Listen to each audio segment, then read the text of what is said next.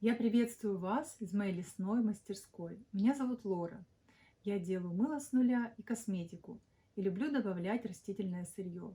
И сегодня мы сделаем крем лесной хвойный. Как же добавить в косметику хвою, да, спросите вы. Вот я сегодня вам и покажу. Конечно, не так просто. Но сегодня как раз мне помогал вот этот прекрасный аппарат.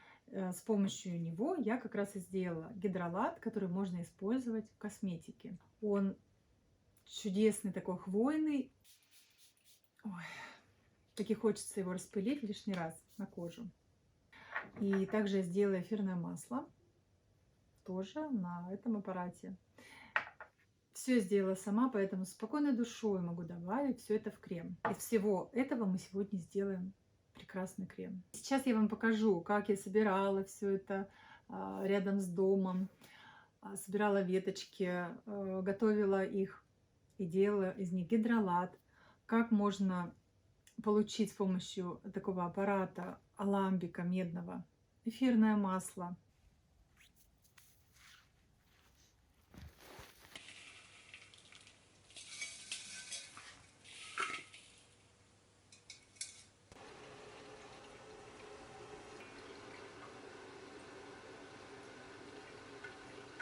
В крем нам нужно еще добавить и масло.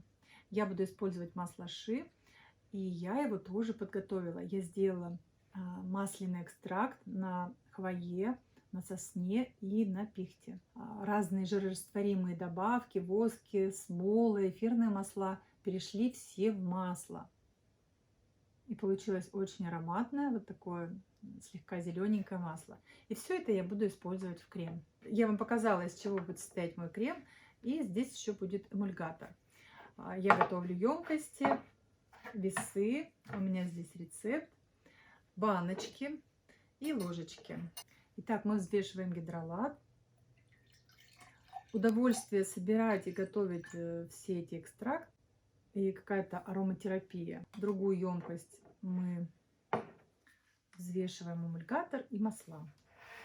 Сегодня у нас только масло ши. Я добавляю эмульгатор, добавляем масла.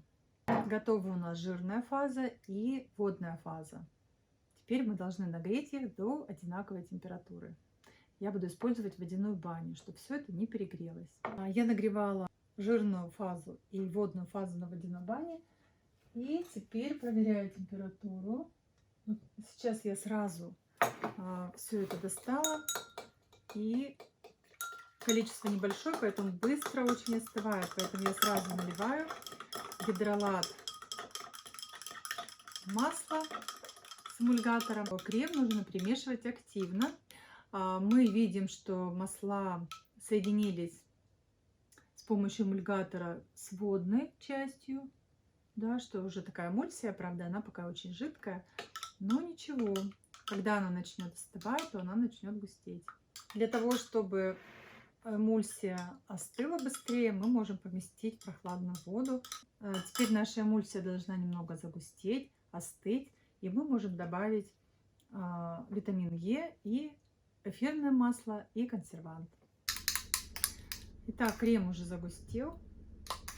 Посмотрите, какой он хороший.